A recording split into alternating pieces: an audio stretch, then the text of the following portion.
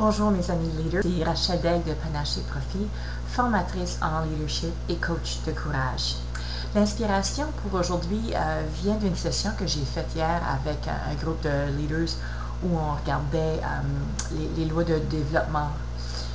Et puis, on était tombé sur le sujet de responsabilisation.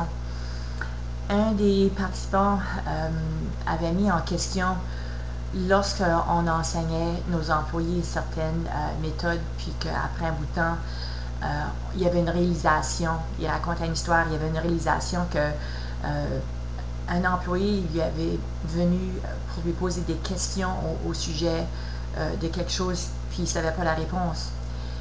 Et puis, il pensait que l'employé aurait dû savoir. Donc, au lieu de mettre en question l'employé, il a aussi mis en question son propre processus. Si il y a un employé qui ne sait pas comment faire les choses, est-ce qu'il y a une faille dans le processus de formation des employés? Donc, au lieu de juste mettre la responsabilité pour dire c'est j'ai un employé qui est faible, on a aussi reconnu de dire est-ce qu'il faut vérifier notre système de formation des employés? Si cet employé-là a une question, est-ce que ça veut dire que peut-être qu'il y en a d'autres qu'on n'est pas tout à fait au courant, qui auraient peut-être aussi passé à cet écart?